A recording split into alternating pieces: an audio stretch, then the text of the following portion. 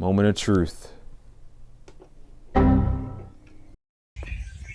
So I want to preface this by saying that I'm not a game collector by any means, but I am trying to collect the old consoles that I used to own them again, maybe clean them up, learn how to maintain them. I've been looking around for probably over a month now and I haven't really found anything until I went to this one Goodwill I hadn't stopped at yet. I walk in and it's just clothes, just rows and rows of clothes. I'm like, there's not gonna be anything here. It's gonna be a waste of time. I'll run in and run out. So I go back and I'm looking down the aisles of all the appliances and electronics. You know, it's like toaster oven, DVD player, original Xbox, whoa, original Xbox just sitting there alone. There's no other game consoles, anything game related, controllers, nothing.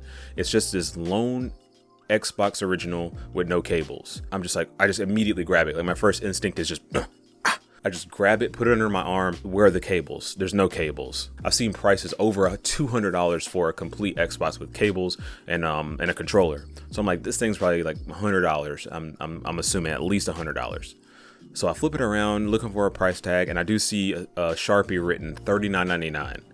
I'm like, okay, if this thing doesn't work, I can get $40 out of the plastics and like maybe some of the internals like the disk drive or something. It's not a worthless item. I just give it kind of a visual inspection, see if it's, you know, maybe been opened before, if there's a crap ton of dust so you could like, you know, smell burning or anything from it. Looking through the vents, they use that metal that you'll see in like the back of your PC, your motherboard plate. That thin metal is what is kind of used in the original Xbox chassis. But those vents, you can see through the plastic vents, the metal part, and it was rusty. I mean, like thick rust, like you couldn't see the metal at all anymore. So I was like, oh crap. So this thing may have gotten wet, but I grab it anyways and I bring it home. I ordered some cables, ordered some controllers also. I plug it in, but I only plug it into power. So this is where I think I screwed up a little bit. So I place it on the bed, press the power button. Kind of boots up, the fans turn, the power LED comes on, but it starts blinking amber green. I'm like, oh crap. So I'd already planned on cleaning it out anyways, opening it up and cleaning it out.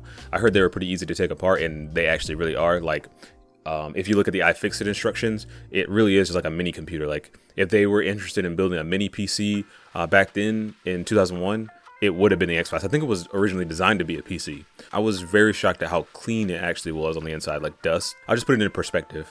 I just recently cleaned my PS4 earlier this year, and it had more dust in it than that original Xbox did, which is pretty crazy. And then once I got all the components out, I finally got to the metal parts that were like rusted. And sure enough, they were rusted. They were rusted on the inside, the outside, but everything else looked pretty good. Like there was no corrosion on the motherboard. So I took those metal braces out and got to like looking up ways to get rid of the rust.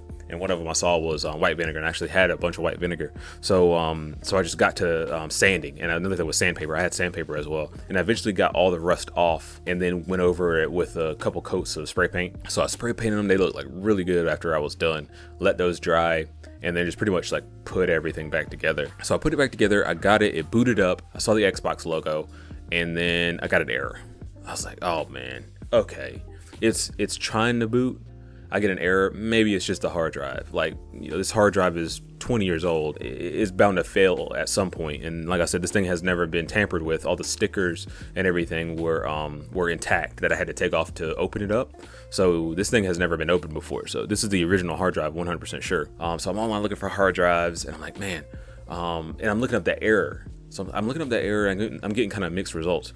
And one forum I was on actually showed, they were just like, check your hard drive ribbon cable. I'm like, I put the ribbon cables in right. I mean, I don't know I'd be the ribbon cable. It's like, check your ribbon cable connections. You might have a loose ribbon cable. I'm like, I don't have a loose ribbon cable. So I unplugged my ribbon cables and then didn't tried it again. And it took me a minute to realize it. While I was testing the ribbon cables out, they actually felt like loose. They should have been like a lot more tight and not like so flimsy, because they should have been attached to the motherboard. Well, I went inside and double checked, and sure enough, I had forgot to attach the ribbon cable to the motherboard. Pretty confident it'll work at this point, because I mean, it's trying to boot, and that's the only thing keeping it from booting was attaching the hard drive. So I got that connected, and it booted. Let's go!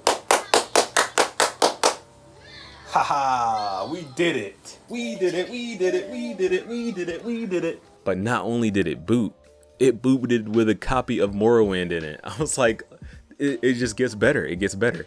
$40 for the Xbox. I think it was $9 for the cables. And then I got a 2-pack of controllers that were like 20 something bucks. So all of that instead of paying the $200+ that I saw on some sites, almost $300 for Xboxes. So that proves it.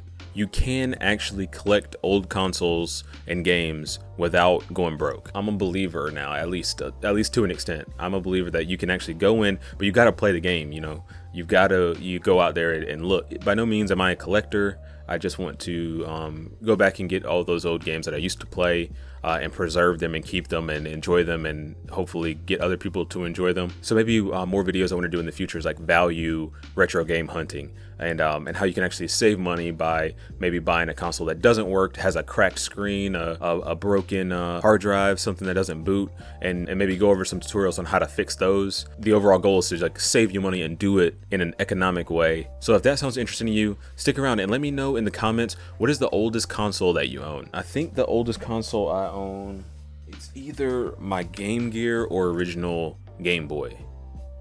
I do have an SNES and a Sega Genesis, but I'm pretty sure one of these is older. But let me know, what's the oldest console you own? Peace.